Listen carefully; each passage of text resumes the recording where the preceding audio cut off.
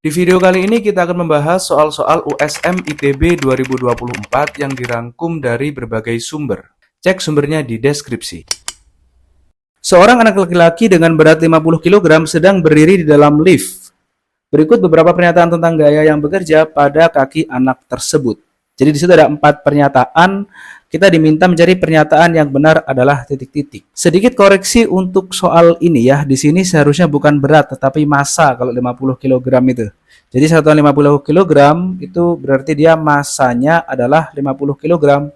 Berat itu adalah gaya, bukan satuannya newton ya, bukan kilogram. Oke. Kemudian di sini ada pernyataan tentang gaya pada kaki anak tersebut. Gaya yang bekerja pada kaki anak tersebut nanti adalah gaya normal. Jadi kalau kita gambar gaya-gayanya di sini, pertama ada gaya berat dulu ke bawah sebesar mg atau gaya berat, kemudian gaya ke atas adalah gaya normal, gaya tekan lift pada kaki anak tersebut. Nah, gaya normal ini nanti yang juga memberikan apa yang disebut sebagai berat semu. Jadi berat semu itu kalau nanti liftnya dia gerak ke atas, dia beratnya itu akan lebih dari yang biasanya kita lihat kalau liftnya diam. Terus kalau liftnya gerak ke bawah nanti beratnya jadi berkurang gitu ya. Jadi sebenarnya kalau pingin berat kita turun itu tinggal naik lift aja. Ketika liftnya gerak ke bawah itu berat kita langsung otomatis turun. Terus kita cek beberapa pernyataan. Pernyataan 1, jika elevator dalam keadaan diam, maka besar gaya bekerja pada kaki anak tersebut sama dengan berat anak tersebut. Kalau kita lihat ini pasti benar yang 1. Cara ngeceknya gini. Kalau dia liftnya ini diam, maka berlaku nanti hukum 1 Newton. Sigma F sama dengan 0, berarti nanti di sini N dikurangi Mg sama dengan 0. Jadi saya pilih N-nya misalnya positif, Mg-nya negatif karena dia berlawanan arah dengan N. Sehingga kita dapatkan N-nya sama dengan Mg, yang berarti bahwa gaya yang bekerja pada kaki anak tersebut, yang ini ya, N-nya itu sama dengan berat anak kan Mg. Jadi pernyataan 1 sudah pasti benar nih. Ini kita simpan dia pasti benar, yang pernyataan 1. Kemudian yang pernyataan 2, jika elevator bergerak dipercepat ke atas, maka besar gaya yang bekerja pada kaki anak tersebut lebih besar daripada berat anak tersebut. Nah, nomor 2 itu menyatakan bahwa N-nya nanti lebih besar daripada Mg ketika dia elevatornya geraknya ke atas dengan percepatan A lah misalnya ya. Sebenarnya yang ini nanti salah. Kenapa?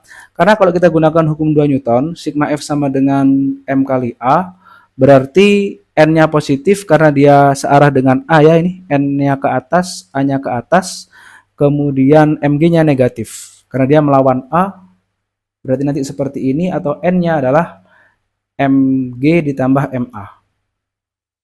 Oh, berarti benar ya, maksud saya benar tadi, bukan salah. Jadi Mg lebih, N-nya itu lebih dari Mg ya, benar. Karena sesuai perhitungan ini kan ada faktor MA di sini yang menyebabkan dia lebih besar daripada Mg. Jadi pernyataan 2 itu benar ya. Tadi saya ralat karena setelah kita hitung ternyata benar. Yang ketiga, jika elevator bergerak ke atas dengan kecepatan tetap, maka gaya yang bekerja pada kaki anak tersebut lebih kecil daripada berat anak tersebut dan arah gayanya ke atas.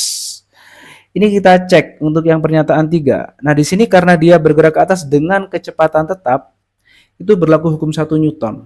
Karena hukum 1 Newton itu ada 2 kondisi nanti ya. Sigma F sama dengan 0 itu jika liftnya diam atau liftnya itu GLB, gerak lurus beraturan, atau kecepatannya tetap. Nah, kalau kecepatannya tetap itu nanti perhitungan kita akan menghasilkan seperti ini, bahwa N-nya itu sama dengan Mg. Atau gaya yang bekerja pada kaki anak tersebut seharusnya bukan lebih kecil ya, bukan lebih kecil tapi harusnya sama dengan berat anak tersebut. Nah, kalau kalimatnya seperti itu jadi benar. Tapi karena di sini disebutkan lebih kecil berarti salah. Walaupun di sini disebutkan arah gayanya ke atas itu benar ya.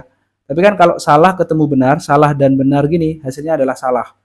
Ini ada di materi penalaran umum UTBK ya. Kalian coba cek deh. Kalau salah dan benar itu hasilnya adalah salah.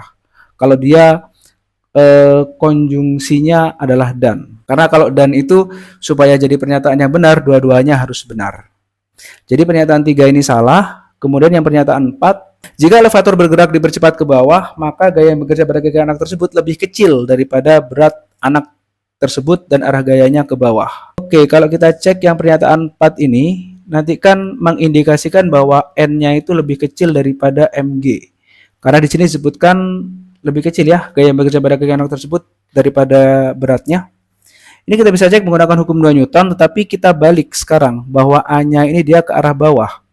Artinya kita nanti pakai sigma F sama dengan M kali A, tetapi yang positif sekarang jadinya Mg karena dia searah dengan A, sama-sama ke bawah, dan N-nya ke atas berarti negatif. Nah gini, ini N-nya kita pindah ke kanan menjadi positif ya, berarti nanti di sini adalah Mg kurang dari Ma, yang memberikan N-nya itu berarti Mg dikurangi Ma. Berarti benar ya bahwa N itu kurang dari Mg. Kenapa? Karena di sini sudah Mg masih dikurang dengan Ma. Berarti kan benar tuh bahwa N-nya nanti lebih kecil daripada Mg. Berarti kalau dia lebih kecil itu benar, yang bagian ini, tapi sekarang arahnya ini yang bikin dia salah. Arah gayanya ke bawah itu salah, karena arah gayanya itu tetap ke atas. N-nya itu ya. Sehingga nanti di sini benar ketemu salah, ya, benar dan salah hasilnya adalah salah. Sehingga nanti pernyataan 4 salah, jadi pernyataan yang benar hanya pernyataan 1 dan 2. Jadi jawaban yang tepat untuk soal ini adalah pilihan yang B.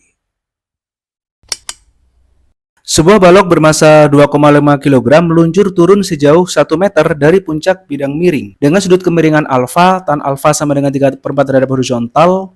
Koefisien gesek statis dan kinetis antara balok dengan permukaan lintasan masing-masing adalah 0,5 dan 0,2. Jika percepatan gravitasi adalah G sama dengan 10 meter per sekon kuadrat, usaha yang dilakukan oleh gaya non-konservatif adalah 3 Joule. Jadi nanti gaya non-konservatif itu adalah gaya gesek ya, contohnya nanti. Karena dia itu menyebabkan nilai usahanya itu berkurang terus. Sedangkan kalau gaya konservatif, contohnya nanti gaya berat, itu dia menyebabkan hukum kekekalan energi berlaku gitu. Jadi non konservatif nanti hukum kekekalan energinya itu tidak berlaku karena ada energi yang hilang. Nah, di sini kalau kita gambar problemnya itu ada sebuah bidang miring seperti ini yang mana dia memiliki sudut kemiringan sebesar alfa ya di sini. Alfanya nanti memenuhi 3/4 tan alfanya. Tan itu kan depan per samping ya. Berarti 3/4 seperti ini. Nah, kalau gitu 3/4 itu kan temennya 5. Berarti nanti panjang lintasannya ini 5. Nah, 3/4 5 ini berarti kalau kita bikin sin alfa cos alfa bisa tuh. Sin alfa itu depan dibagi miring, berarti ya 3 dibagi 5. Kalau cos alfa berarti samping dibagi miring yaitu 4/5. Nah, di sini ada sebuah balok yang mana dia itu bergerak meluncur ke searah bidang miring ya.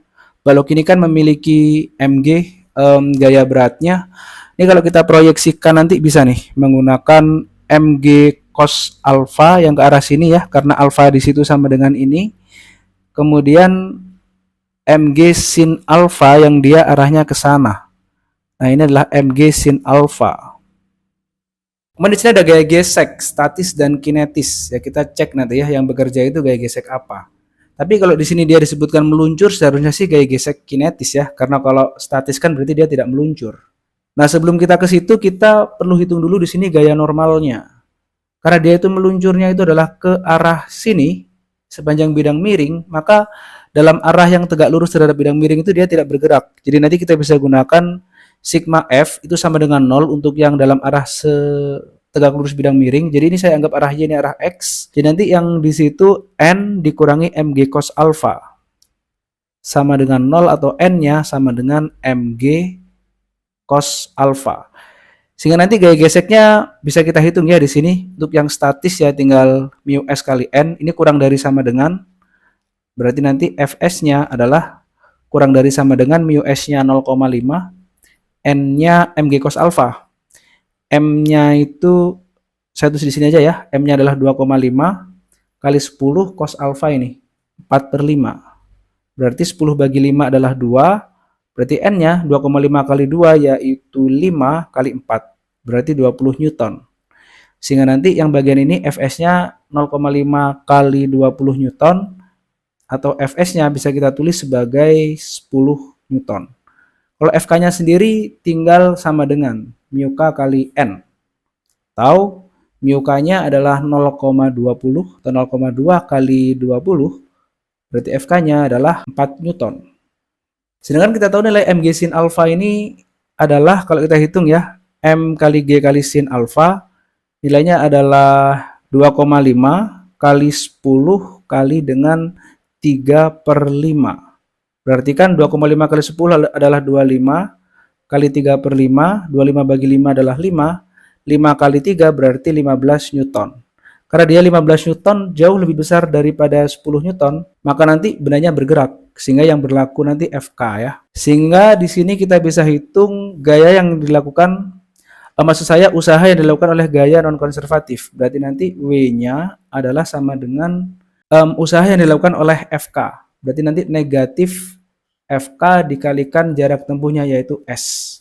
Kemudian dia di sini turunnya sejauh 1 meter. Berarti kan dia jarak dari sini ke sini adalah 1 meter, jarak tempuhnya ya, atau S-nya.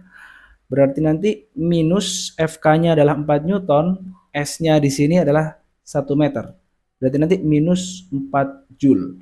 Tanda minus di sini menyatakan bahwa energinya itu akan terus-menerus berkurang. Energi kinetiknya nanti berkurang sebesar 4 Joule. Sehingga nanti jawaban yang tepat untuk soal ini adalah pilihan yang D.